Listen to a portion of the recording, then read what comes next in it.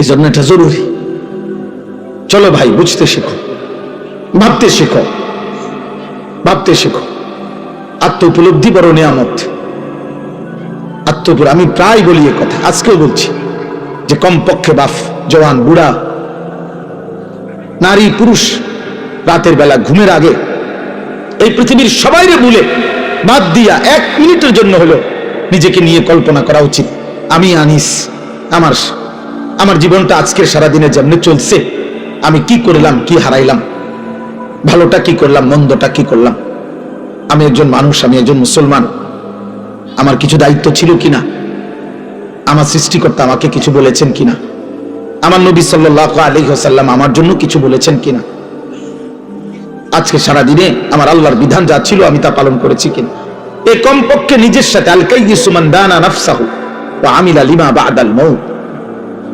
নবী সাল্লাল্লাহু আলাইহি ওয়াসাল্লাম বলেন, বুদ্ধিমান সে যে তার নিজের হিসাব করে এবং মৃত্যু পরবর্তীর জন্য আমল করে।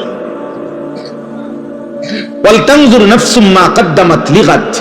আল্লাহ তাআলা বলেন, হে মুমিন, আমি আল্লাহ তোমাকে বলছি বান্দা, তুমি প্রতি মুহূর্তে লক্ষ্য করো, খেয়াল করো যে আজকের দুনিয়া থেকে আগামী কালকের আখিরাতের জন্য তুমি কি পাঠিয়েছো। ওই যে দেখেন, ওই ভাইকে দেখেন, ওই দেখেন, ওই মোবাইলটা ধরে, ওই ফালতু মিয়া, চলে যান মিয়া, উঠে যান মিয়া থেকে, বাইরে গিয়ে ছবি উঠান মিয়া, সিএনজি ছবি উঠান, আবার হাসে মূর্খের মতো। এখন ভালো লাগছে নি লজ্জা পাইয়া? আমি তো নিষেধ করছি রে ভাই, আমি সুন্দর করে বলছি কিনা বলে? তো তাহলে তেগামি করলেন কেন? আমি তো জবরদস্তি করে বসাই নাই, আমি তো অনুমতি দিছি। আব্বা, কেউ চলে গেলে আমার কোনো আপত্তি নেই। আমি সেই আনিসুর রহমান, এই মুরাদনগরের গলিতে গলিতে আমার মনে আছে আমি 4 জন শ্রোতার সামনে 2.5 ঘন্টা 3 ঘন্টা বয়ান করছি। 10 জন শ্রোতার সামনে আমি 3 ঘন্টা বয়ান করছি, কোনো অসুবিধা নাই। আল্লাহর কথা একজনকে বললেও নেকি হয়। আমার সওয়াব দরকার, আমার নেকি দরকার। ব্যাপক পরিচিতি দিয়ে আমি কি তা করব? মনে করেন 1 কোটি মানুষের সমর্থন দিয়ে আইবা, আমি কর্মটাকে আমি দিয়ে কি তা করবো? আমার দরকার নাই তো। আমি তো কোনো প্রার্থী না, আমার কোনো মার্কা নাই তো, তাহলে আমি সমর্থন দিয়ে করবো কি? বুঝেন নাই কথাটা? আমার আসলেই কোনো মার্কা নাই, কোনো মার্কার পক্ষে আমি প্রচারণাও করি না, তো তাহলে আমি সমর্থন দিয়ে করবো কি তা? আল্লাহ আমাদেরকে বুঝ দান করে। ঠিক আছে ভাই, বাইরে চিন্তা করে না ভাই, সবাই চিন্তা করে কুলান। আমরা কি পুরা কোম্পানি মধ্যে বসি নি কেন? তাহলে আমরা সবাই চিন্তা করে কুলান দেখো, এই যে কয়জন বসছেন এই কয়জনই শুনে। আল্লাহ আমাদেরকে তৌফিক দান করে। আমার ভাই, আমার বাবা, আমার প্রথম কথা এটা, আমি অনুরোধ করছি, একটা মাহফিলে সব বদলায় যাব এমন না, এটা কোনো তাবিজ না, ফু না, কিন্তু আমি অনুরোধ করছি এতগুলো কিশোর যুবক, আলহামদুলিল্লাহ তোমরা যেমনি হোক আসছো, তোমরা যেমনি হোক ভাল লাগছে, মনে করো এই হুজুরের ওয়াজ ভাল লাগে, এই বক্তার ওয়াজ ভাল, যেটাই হোক কারণ, যাই হোক মনে করো কারণ, তুমি আসছো তো।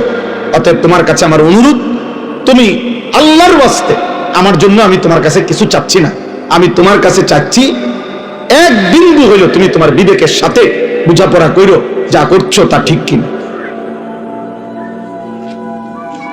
আল্লাহ যার সৃষ্টিকর্তা, নবী মুহাম্মদ সাল্লাল্লাহু আলাইহি সাল্লাম যার রাসূল, কোরআন যার কিতাব, ইসলাম যার ধর্ম, তো তোমরা যেভাবে চলছো সে এভাবেই চলা উচিত কিনা, এটাই যদি তোমার বিবেকের কাছে প্রশ্ন শুনে, তোমার কাছে তোমারে দিলাম,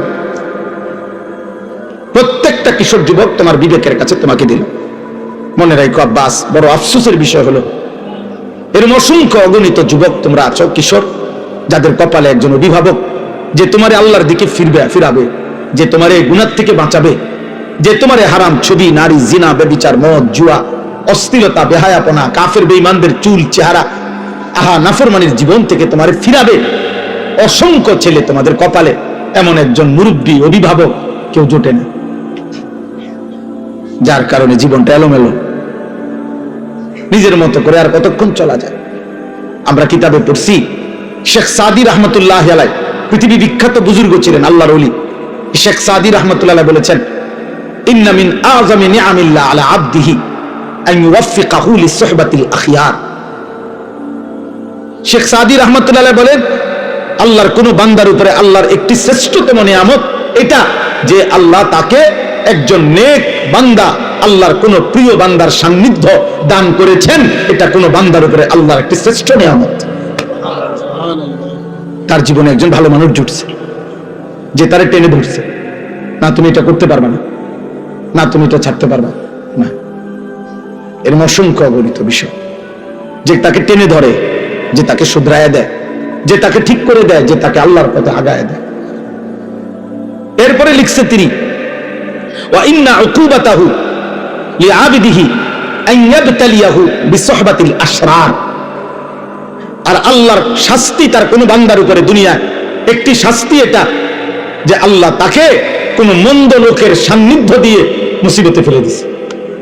আহারে, তার বন্ধুই হলো চরিত্রহীন, এবার সে বাঁচবে কেন? তার 24 ঘন্টার সঙ্গী বড় মোবাইল, এবার সে বাঁচবে কেন? তাই যার লগে চলে তে সারাক্ষণ বিড়ি খায়, এ ভালো হবে কেন? এ যার সাথে চলে এই অসভ্য, এই মানুষরূপী পশু দাঁড়াইয়া পেশাব করে, তো এ তার থেকে কিছু শিখবে কেন? বুঝো নাই ভাই? না না, ঠিক চিৎকার দাও, তুমি বুঝতে শেখো। আমি সমর্থন চাচ্ছি না, আবারও তো বলছি, আগেই বললাম, সমর্থন চাচ্ছি না, তোমার বিবেক চাচ্ছি, অনুভূতি চাইতেছি। আব্বা, অনুভূতি আমার ফিকির এটা। মাওলানা ইয়াহিয়া নিশ্চয় বলছে, মাওলানা ইয়াহিয়া, আমরা সারাদিন, সারা বছর, সারা সপ্তাহ কিশোর যুবকদের জন্য আর কি করতে পারি আমাদের সাধ্যমতো, মুসলিম কিশোর নওজোয়ানকে গুনাহ থেকে ফিরানো, আল্লাহর দিকে ফিরানো, ওদেরকে পাক না পাক ন্যূনতম প্রয়োজন পরিমাণ ওযু, নামাজ, সূরা, কেরাত, দোয়া, কালাম শেখানোর জন্য আর কি করা যায়, এর জন্য সারাদিন ফিকির করি। ও ফিকির করো তো আমার ছাত্র, আমার এই সুখ দুঃখের, আমার যেই কিশোর যুবকদেরকে নিয়ে কার্যক্রমের মূল সঙ্গী সে, আল্লাহ তাকেও হায়াতে তৈয়বা আফিয়া দান করে। বললাম এই জন্য যে আমার ভাই, এটা তোমরা অনেকের কপাল মন্দ, যার কারণে তুমি 365 দিনে তোমারে কেউ একবার বলে নাই, কিরে ফুত, তো মুসলমানের সন্তান, ফজরের নামাজ পড়ো না? চিন্তা করেন, এই বদনসিবের কপালে এমন একজন মানুষ জুটে নাই যে তাকে এই কথাটা বলবে। এই বদনসিবের কপালে এটা জুটে নাই কেউ বলবে তারে যে, কিরে বাবা, তুমি মুসলমানের বাচ্চা, এটা কেমনে বেঈমানের মতো চুল রাখলা কেমনে? কেউ নাই তার একজন অভিভাবক। কে তাকে বলবে যে বাবা, মুসলমানের সন্তান, পেশাব করে পানি নিতে হয়, টয়লেট পেপার ব্যবহার করতে হয়?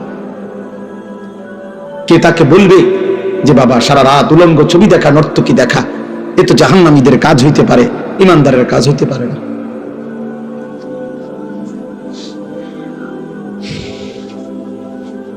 এই জন্য দোস্ত আমার, বন্ধু আমার, উলামায়ে কেরামের সান্নিধ্য গ্রহণ করো, মসজিদের ইমাম সাহেবের সান্নিধ্য গ্রহণ করো, আশেপাশে নেককার আলেমদের আসা যাওয়া করো, জীবনটা বরকত হবে।